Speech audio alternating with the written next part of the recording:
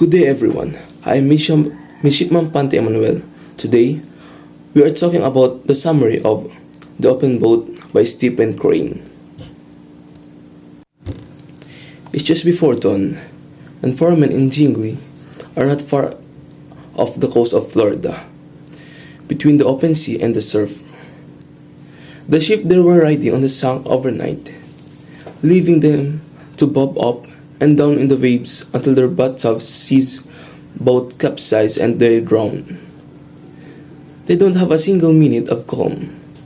The ocean is rough that one careless move will cause the dinghy to capsize and plunge them into the freezing waters. Despite having not slept for 2 days, each guy works feverishly to keep the boat afloat.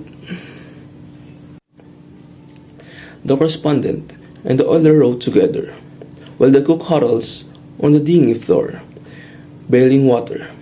These men accept orders from the captain, who was crippled during the shipwreck and sits grimly at the bow. The moment of his ship submerged in the sea and the crew lifeless faces in the ocean still fresh in his mind. As the sun rises and the cook and correspondent argue over being rescued, the men make their way toward the shore. They row softly, fighting hopelessness. Gulls soar overhead and land on the sea. The birds are comfortable on the sea, and one even land on the captain's head.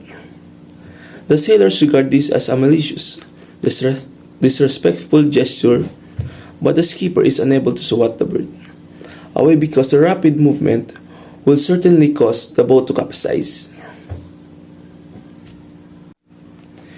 The captain eventually shoos the bird away, and they continue rowing until the captain notices a lighthouse in this distance.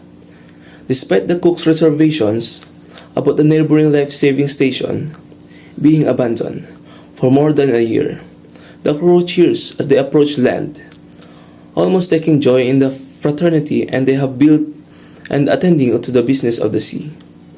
The journalist even discovers 4 dry cigars in a pocket and distributes them with the others. The men's optimism fades as they near land, unable to navigate the choppy seas, and realize the aid isn't on the way. They return to the wide sea, tired and resentful.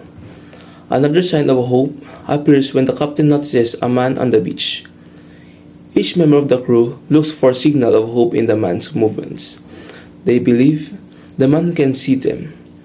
They then believe they see 2 men, a crowd, and possibly a boat being rolled down to the shore.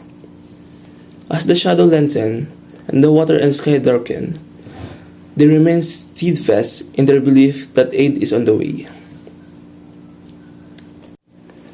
During the night, the guys forget about being safe and focus on the boat's operations. The tired correspondent and the other intend to alternate throughout the night. However, they become tired in the early hours of the morning, and the cook assists. For the most part, the correspondent rows alone, wondering how he came this far only to drown. While rowing, amid perseverance and alongside a huge shark, the journalist recalls a poem he learned as a boy about soldier dying in a faraway nation and never returning home. When daylight arrives, the skipper proposes they try to run the surf while they still have energy. They take the boat shoreward until it capsizes, at which point they all flee into the freezing sea. The oiler leads the group, while the cook and correspondent swim more slowly and the captain grips the upturned dinghy keel. The correspondent makes good progress with the help of a life preserver until he is caught in a current that forces him to return to the boat. A wave knocks him to shallower water before he can reach the dinghy, where he is rescued by a guy who has emerged on the shore and leaped into the sea to save the crew.